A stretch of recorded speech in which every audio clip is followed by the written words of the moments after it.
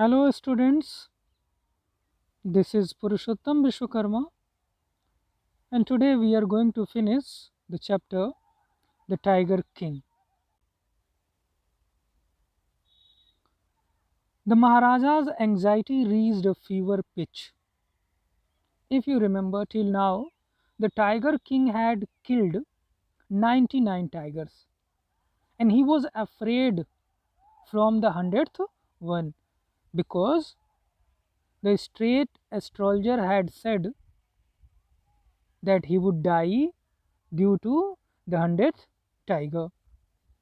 When there remained just one tiger to achieve his tally of 100, how many tigers were left?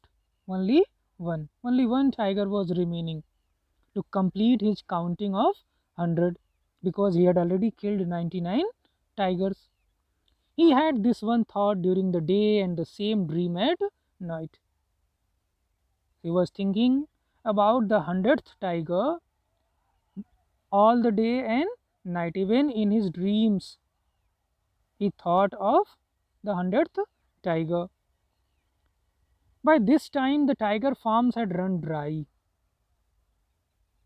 At this time, when he had killed 99 tigers, the tiger farms were dry. There were no tigers remaining.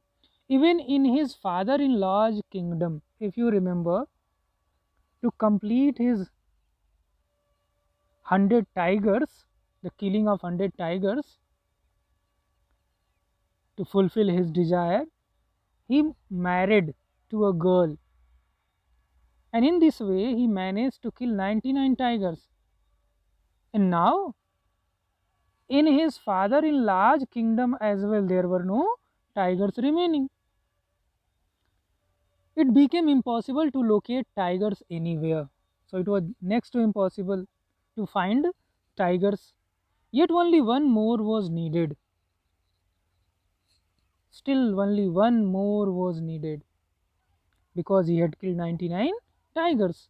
If he could kill just that one single beast, the Maharaja would have no fears left. If anyhow he would be able to kill that 100th tiger, he will be free. Then after he'll not be afraid of the 100th tiger. There will be no fears remaining. He could give up tiger hunting altogether. There was another thing. After killing 100 tigers, he could give up tiger hunting altogether. Once he killed 100 tigers, he was free to leave his decision of killing tigers. But he had to be extremely careful with that last tiger. But what was the saying of state astrologer? He had to be extremely careful with the last tiger, the 100th tiger. What had the late chief astrologer said? Late chief astrologer. You can simply see here. The chief astrologer is no more. Even after killing 99 tigers, the Maharaja should be aware of the 100th. Maharaja could kill 99 tigers, but he had to be aware from the 100th one. True enough, the tiger was a savage beast after all. Yeah, it was obvious. It was right because the tiger was a savage beast, uncontrolled. It is not easy to control a tiger. It was a beast, a dangerous animal at all. One had to be wary of it. One had to be wary of it. A person must be cautious of tiger. But where was that 100th tiger to be found? It was not easy to find the 100th tiger. It was a question where they would find the 100th tiger. It seemed easier to find tiger milk than a live tiger. So, satirically, using satire, the author says it was easy to find tiger's milk in Pratibandhapuram rather than a live tiger. Thus, the Maharaja was sunk in gloom. Maharaja was very sad. The Tiger King was very sad. But soon came up the happy news which dispelled that gloom. In his own estate, sea began to disappear frequently from a hillside village. But soon there came a good news. What was the good news? That good news dispelled, removed the gloom, the sadness. What actually happened? In his own estate, sea began to disappear frequently.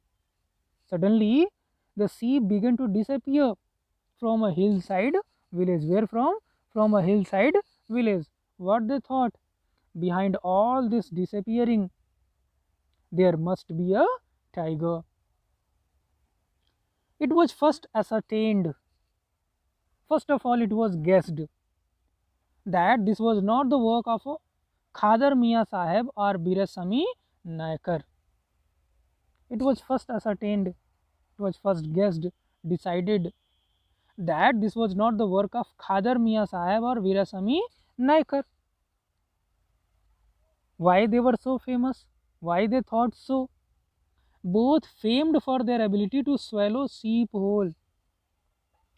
It is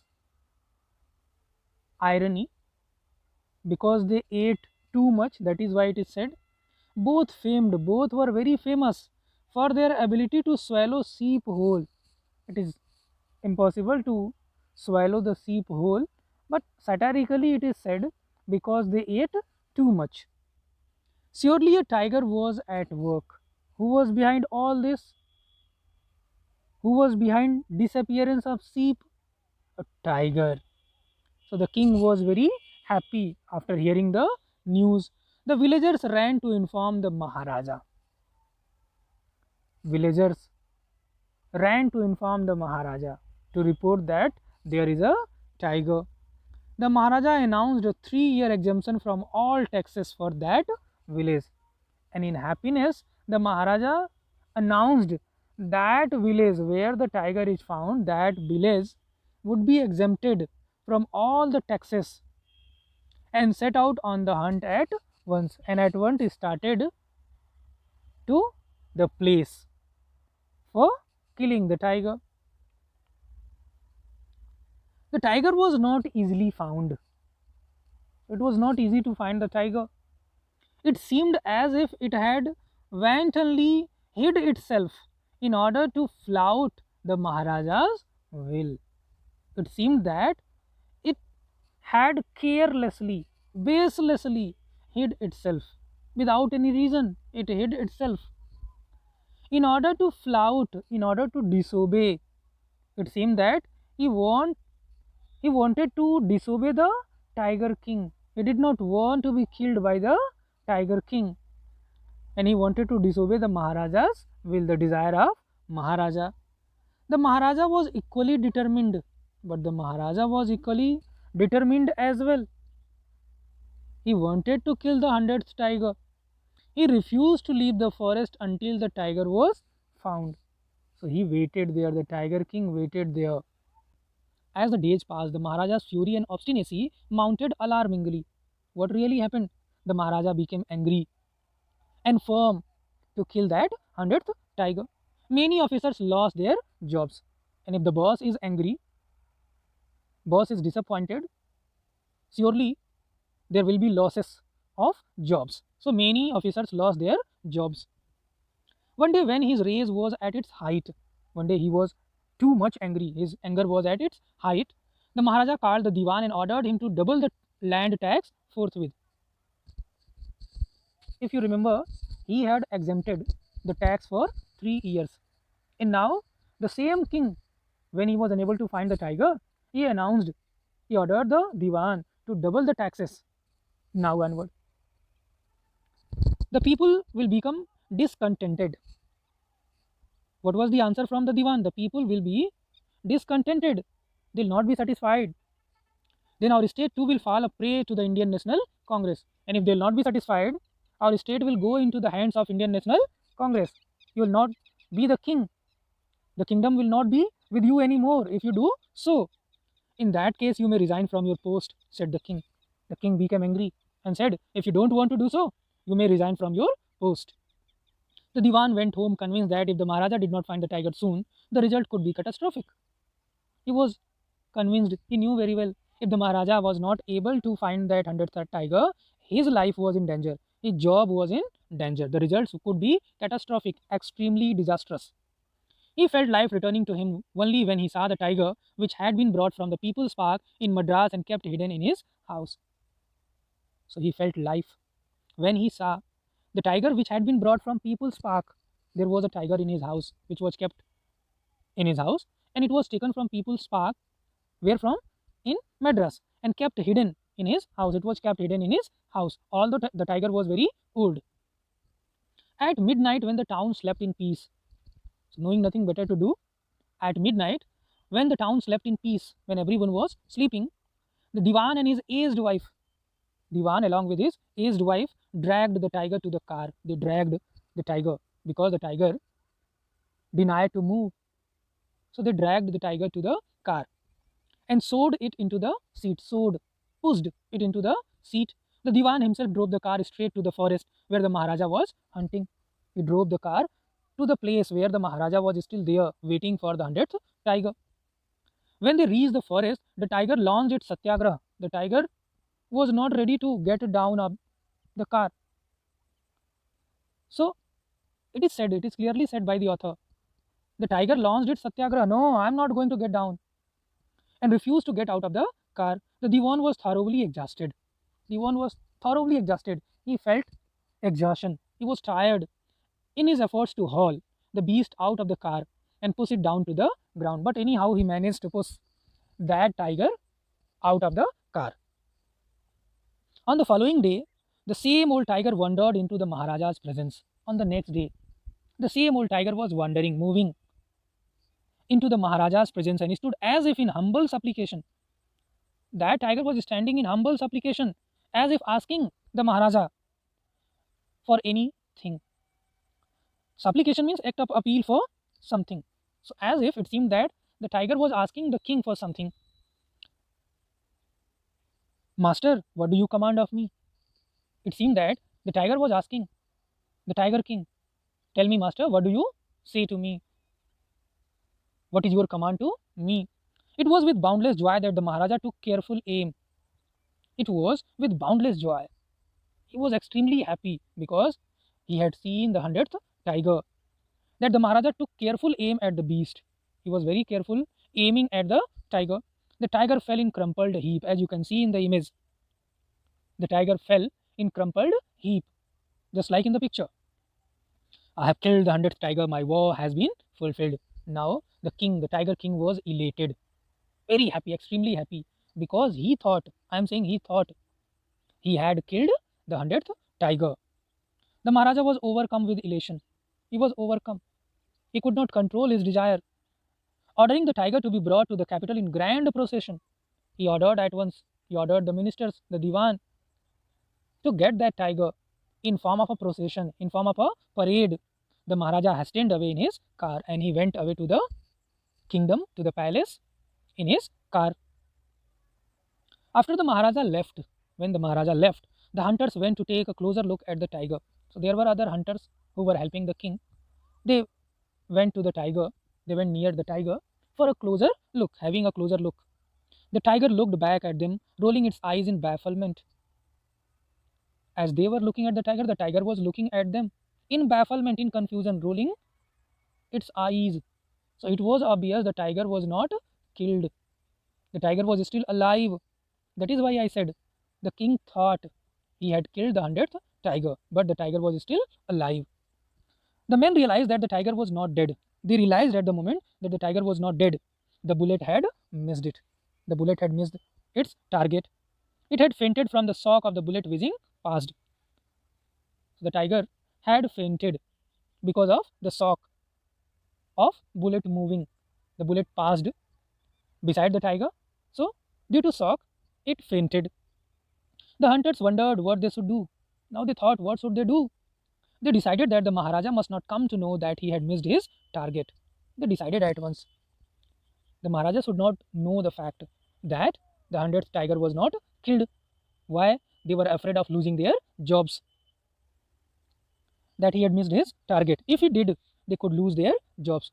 They were afraid, they were in fear of losing their jobs. One of the hunters took aim from a distance of 1 foot, only from 1 foot, and shot the tiger. This time he killed it without missing his mark, and this time the tiger was killed without any mistake.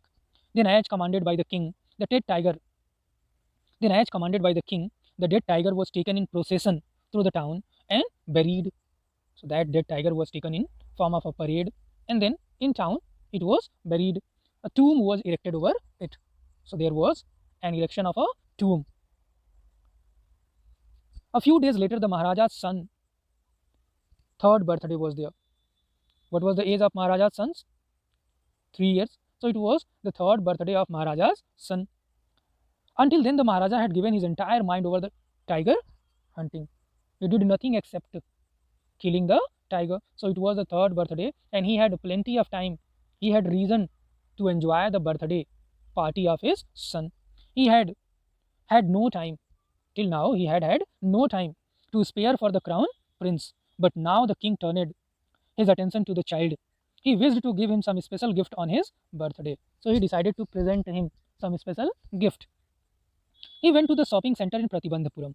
So he went to the market in shopping center in Pratibandhapuram and searched every shop, but could not find anything suitable. But he was unable to find anything suitable for his son for gift. Finally, he spotted a wooden tiger in a toy shop. But ultimately, he found a wooden tiger. What a story it is. He found a wooden tiger. Ultimately, he had chosen a tiger and decided it was the perfect gift. The wooden tiger cost only 2 annas. You must know what is anna. There are 16 annas in 1 rupee. So 1 by 16 of a rupee is anna. Cost only 2 annas and a quarter. So what was its cost? 2 annas and a quarter. But the shopkeeper knew that if he quoted such a low price to the Maharaja, he would be punished. The shopkeeper was afraid. Why? Because he thought if he quoted such a low price for the gift, he would be punished by the king under the rules of the emergency. So according to rule of emergency, he would be punished if he quoted such a low price, that is 2 annas and a quarter. So he said, Your Majesty, this is an extremely rare example of craftsmanship. Extremely rare piece it is. It is very rare piece. A bargain at 300 rupees. So I'll provide you, I'm ready to give it to you in only 300 rupees. Very good. Let this be your offering to the crown prince on his birthday. Now the king said, Very good. Let this be as your gift to the crown prince on his birthday. I am taking it as the gift, said the king, and took it away with him. On that day, father and son played with that tiny little wooden tiger. On that day, both of them, father and his 3-year-old son, played. It had been carved by an unskilled carpenter. So that tiger was carved by an unskilled carpenter. It was rough. Its surface was rough. Tiny slivers of wood stood up like quills, as you can see here. Slivers. These are slivers, shavings over it, just like quills, just like some pins. One of those slivers pierced the Maharaja's right hand while he was playing with his son. One of those slivers pierced into the hand of Maharaja, into the right hand of Maharaja. He pulled it out with his left hand and continued to play with the prince. Although he pulled it out with his left hand and continued to play with the prince, the next day infection flared. The next day infection is spread in the Maharaja's right hand. In 4 days it developed into a separating, as you can see in the picture, wound full of pus, a sore. It became a sore which spread all over the arm. So that is spread all over the arm of the king, right arm of the king. 3 famous surgeons were brought in from Madras. So, to help him, three famous surgeons from Madras were called. After holding a consultation, they decided to operate. After looking the wound, the sore of the king, they decided to operate. The operation took place. They started operation. The three surgeons who performed it came out of the theater and announced. They performed the operation. They came out of the operation theater and announced the operation was successful. The Maharaja is dead. So, satirically, ironically, they announced the operation was successful, but the Maharaja is dead. In this manner, the 100th tiger took its final revenge upon the tiger king. In this way, the Maharaja was killed by the 100th tiger.